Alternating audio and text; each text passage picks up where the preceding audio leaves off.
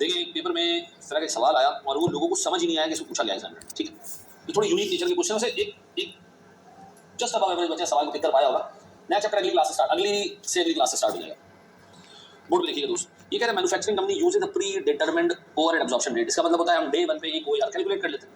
Then 2023 में budgeted production थी 40,000, maximum capacity थी 50,000। अब एक चीज सुनो, जरा गौर से सुनो, अच्छे तरीके से एक चीज सुनना मेरे प्यारे बच्चों। ये हमारी पूरी क्लास है। इस क्लास में जो सीट्स पड़ी हुई है ना, वो पड़ी हुई है 250। कितनी पड़ी हुई है? तो मैं 250 को कह सकता हूँ ये हमारी मैक्सिमम कैपेसिटी। ऐसा है। अच्छा, मेरे इस क्लास का ओवरहेड है पूरे साल का, अज्यूम करो 1 मिलियन।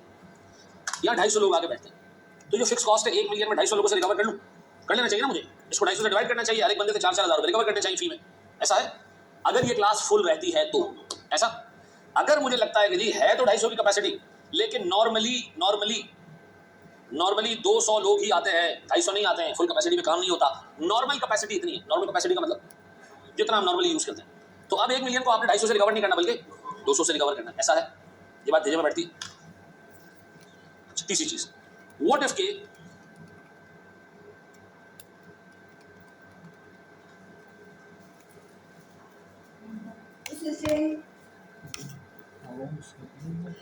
हमें लग रहा हो कि अगले साल सिर्फ 160 बच्चे आएंगे। ये कौन सी कैपेसिटी है?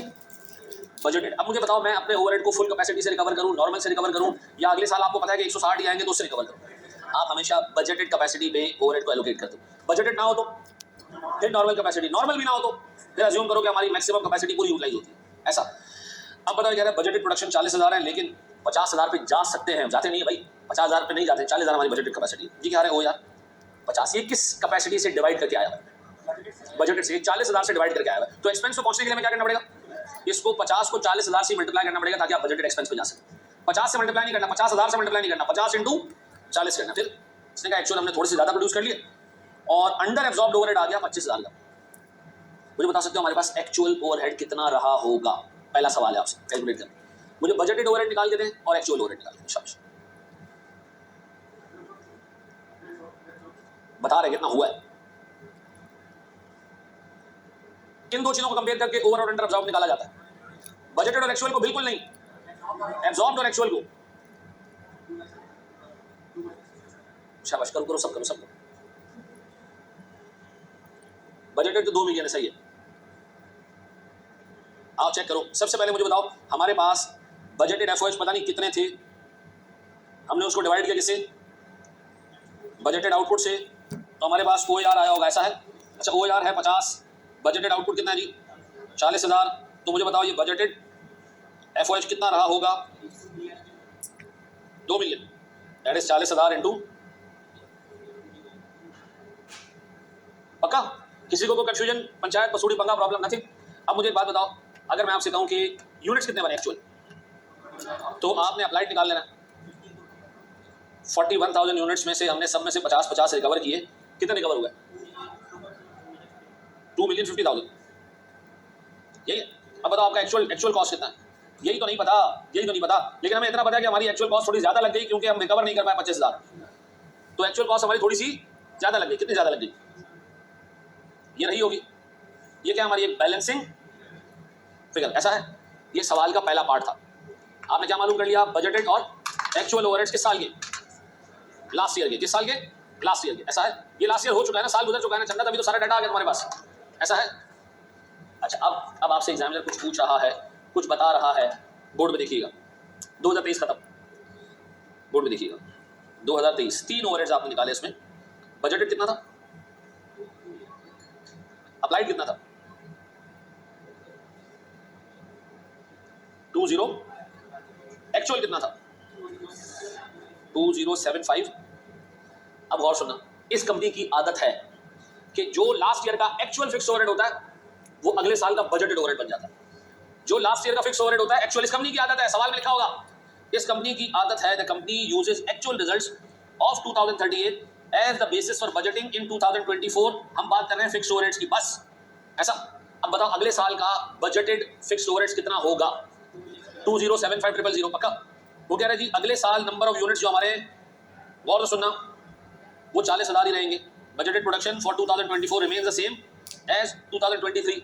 अगले साल का ओवरहेड निकाल के दे सकते हो। किस तरह,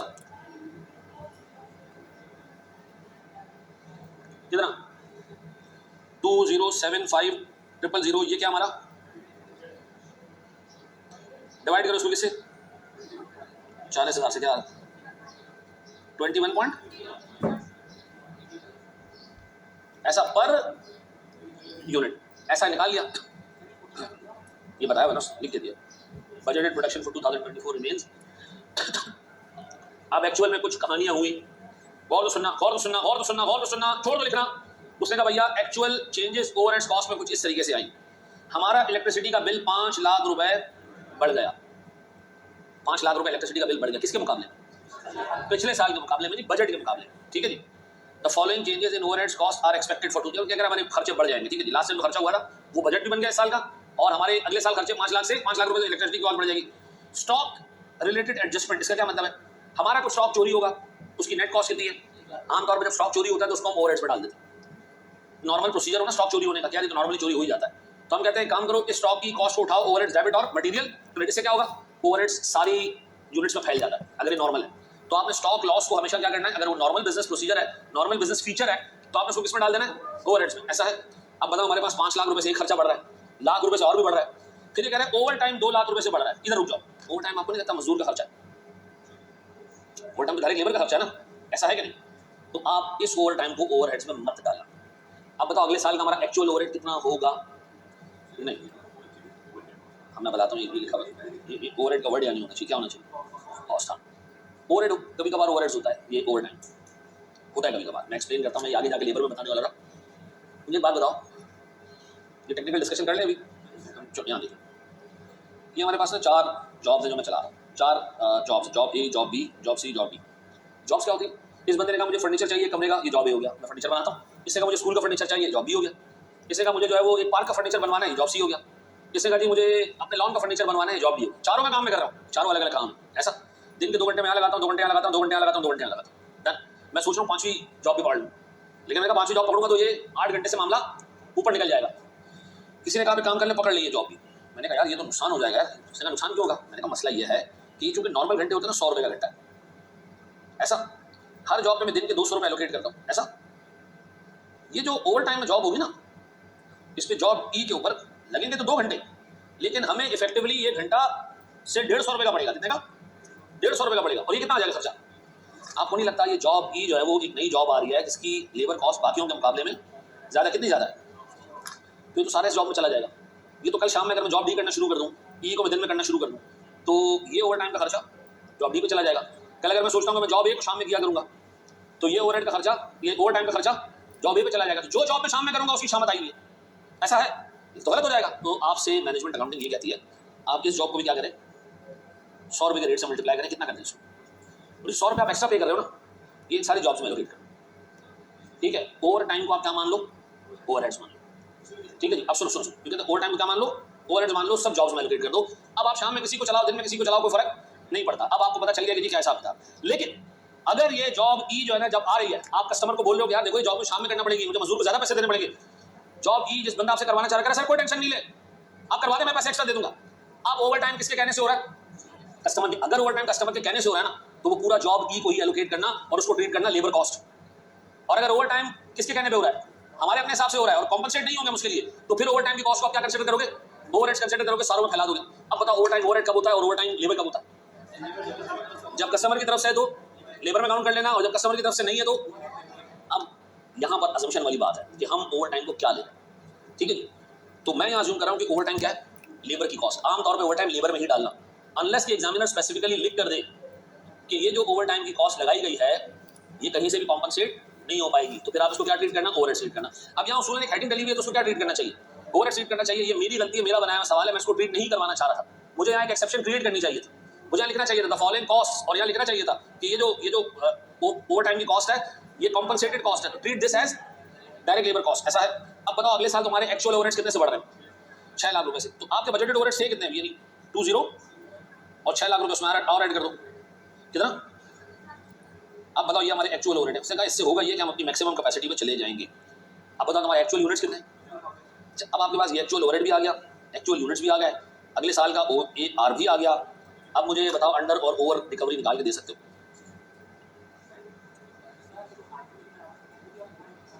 ओवरहेड की कॉस्ट, ठीक है। बिल्कुल सही का 7। अब बताओ जी कितने, अब बताओ हमारा एक्चुअल ओवरहेड कितना है जी, पहले बताओ अब्सॉर्ब कितना है। 50,000 यूनिट्स आपने प्रोड्यूस किए 51 पॉइंट क्या रहा 25। अब बताओ एक्चुअल कितने, 26 लाख, कितने का नुकसान 81,000 अंडर अप्लाइड। ऐसा है सर, ये कॉपी करें, कहां से करना है, यहां से करना है।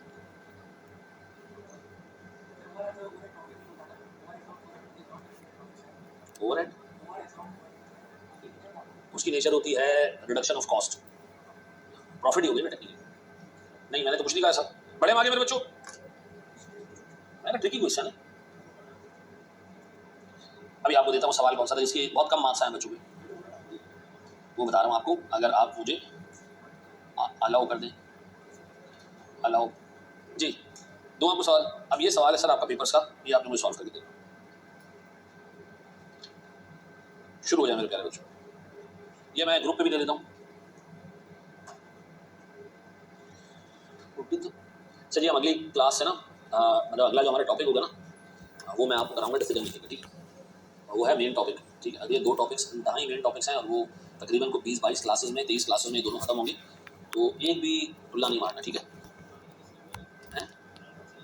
ब्रेक इवन से लेंगे, लेकिन हो जाएगा कल, कल अगली क्लास से शुरू करेंगे। मैं इसके कुछ पास पेपर्स देना है कल, मैं इसके शायद कुछ और पास पेपर्स कराऊँ कल। हाँ शुरू करें मेरे बच्चों, हो गया जमीन।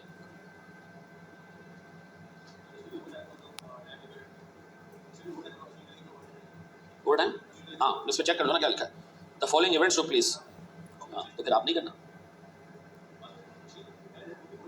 बिल्कुल आएगा ओवर, बहुत इसमें आएगा ना ना ना, 1 टाइम हो 6 टाइम हो मसला नहीं है। मटीरियल डायरेक्ट लेबर के अलावा जो खर्चा है वो सारा गया है, वो ओवर।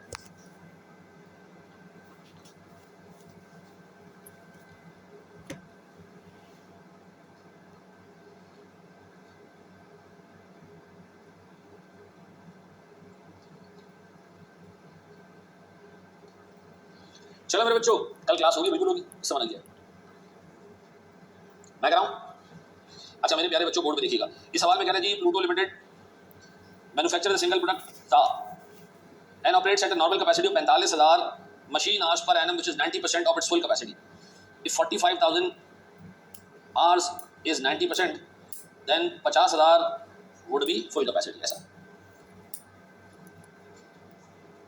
फिर the following information extracted from prior year records, prior year का मतलब पिछले साल का रिकॉर्ड, ठीक है जी। 40,000 यूनिट हमारी एक्चुअल प्रोडक्शन थी, 4,20,000 अंडर एब्जॉर्ब थे और 200 रुपए का OAR। सवाल यही लोग दो, मुझे लास्ट ईयर के बजट एक्सपेंडिचर बता सकते हो?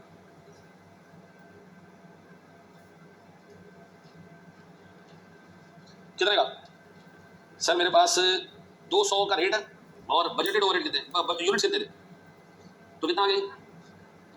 ये हमारा बजटेड था। अप्लाइड कितना है? 200 इंटू 40,000 कितने? 40 है ना, 40 हमने प्रोड्यूस किया ना एक्चुअल में, 44 सॉरी, इन्ना लिल्लाहि व इन्ना इलैहि राजिऊन। कितना? अब एक्चुअल कितने नहीं पता, हमें नहीं पता, लेकिन हमें इतना पता है कि हमारे पास 4,20,000 रुपए का खर्चा ज्यादा है अंडर अप्लाइड कितने से, ऐसा पक्का डन है जी। ये हो गया लास्ट ईयर के। फिर वो कहते हैं PL has a policy of revising it's fixed overhead absorption rate each year using prior years actual fixed overheads. तो बताओ अगले साल हमारा बजटेड एफओएच कितना होगा? 9220,000। फिर अब बजटेड यूनिट्स उतना ही होंगे 45,000। वो यार कितना आ रहा है देखो, कितना? 204.89 पक्का, यही है। आगे आओ, उसने कहा during the current year the following events took place. अब ये हुए हैं सर, क्या टुक प्लेस हुआ जी? There was an unexpected increase in demand due to which PL utilised the full capacity, यानी एक्चुअल यूनिट्स तो पूरे प्रोड्यूस हो गए। Further factory workers were paid overtime 1.2 million for additional hour works during the year. सिवाय इस चीज के कि हमारे एक्चुअल यूनिट्स 50,000 हैं, this information has no significance for overheads. फिर government announce increase in taxes on electricity which increase the electricity cost by 3 lakh, ये काम का है? हाँ। फिर वो कह रहे due to mechanical fault there was a machine breakdown which had to be repaired at a cost of 3 million, क्या ये काम का है? हाँ। लेकिन वो कह रहे हैं इसमें से हमें 2.8 मिलियन की क्या मिल गई? इंश्योरेंस कॉस्ट मिल गई। अब बताओ मेरे प्यारे बच्चों, हमारी नेट लॉस कितना है इसके अंदर? नेट लॉस कितना है हमारे पास? 2 लाख। 2 लाख, ऐसा है। अब बताओ मेरे प्यारे बच्चों, बोर्ड पे देखना, बताओ मेरा एक्चुअल ओवरहेड कितना है सर? एक्चुअल फिक्स ओवरहेड कितना पता है? 922000 में मैं ऐड कर रहा हूं पहले क्या चीज? 3 लाख की इलेक्ट्रिसिटी कॉस्ट और 2 लाख का मेंटेनेंस कॉस्ट नेट, क्या रहा है? 97, ऐसा। अब बताओ इसको हम कंपेयर करने जा रहे हैं किससे? अप्लाइड से। अप्लाइड कितना होगा?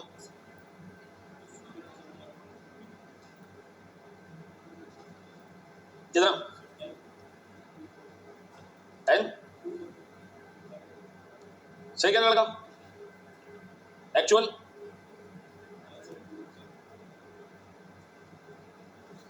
ओवर अप्लाइड आ गया।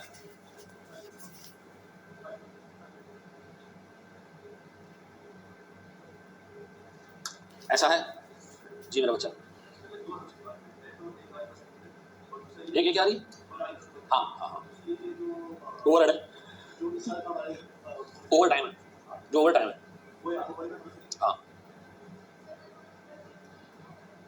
ये मिडनाइट एंट्री खुद ही बन जाएगी ना। आप एब्जॉर्ब कराओगे यूनिट्स में ज्यादा, इन्वेंट्री डेबिट हो जाएगी से 120 से, कैश क्रेडिट हो जाएगा कितने से? 100 से, बाकी का गेन हो जाएगा तुम्हारा। अकाउंटिंग में याद रखना, अकाउंटिंग के अंदर प्रैक्टिकली कभी भी ओवर अप्लाइड नाम की चीज नहीं आनी चाहिए। कॉस्टिंग में आएगी, inventory should be recorded at lower of cost and NRB. तो इन्वेंट्री कभी भी कॉस्ट से ऊपर भी रिकॉर्ड नहीं हो सकती। ये कॉस्ट तो लगी ही नहीं है ना जो तुमने गुड्स को चार्ज कर। ऐसा है, तुम्हारा खर्चा कितना हुआ एक्चुअल में? 9.72 मिलियन। गुड्स को चार्ज कितना हो गया? ये तो गलत बात है ना। तो ये अकाउंटिंग FAR 2 में नहीं करना ये काम। ये काम सिर्फ किस में करना है? कॉस्टिंग में करना है। किससे डिवाइड करते? साल के शुरू में हमें पता था कि 5 लाख बनेंगे। देखो उससे सिर्फ एक्सपेंस को लिंक किया बेटा। PL has a policy of revising fixed overhead absorption rate each year based on actual fixed overheads, based on actual output नहीं कहा उसने, ठीक है? आउटपुट हमने वही रखना जी।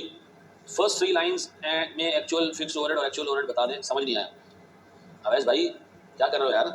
200 रुपये का OAR दिया हुआ है, बजटेड यूनिट से मल्टीप्लाई किया, बजटेड ओवरहेड निकल आया। यही 200 रुपये के रेट को एक्चुअल यूनिट से मल्टीप्लाई किया, एब्जॉर्ब्ड ओवरहेड निकल आया। और उसने आपको ये बताया कि हम 4,20,000 रुपये एब्जॉर्ब नहीं कर पाए, 4,20,000 रुपये एब्जॉर्ब नहीं कर पाए। तो सर नहीं कर पाए तो बाकी का क्या होगा सर? अंडर एब्जॉर्ब्ड है, तो इसका मतलब हमारा एक्चुअल खर्चा ज्यादा था। ऐसा ठीक रहेगा, साथ कोई मसले वाली बात नहीं।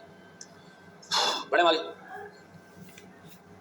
जूम दोबारा पढ़ना चाहिए, मुकम्मल सिलेबस कवर करना चाहिए। ये सोचना ही नहीं चाहिए कि पिछले फेल हो गया। और FAR 1 में निकालो भाई, फंसना नहीं इसके अंदर।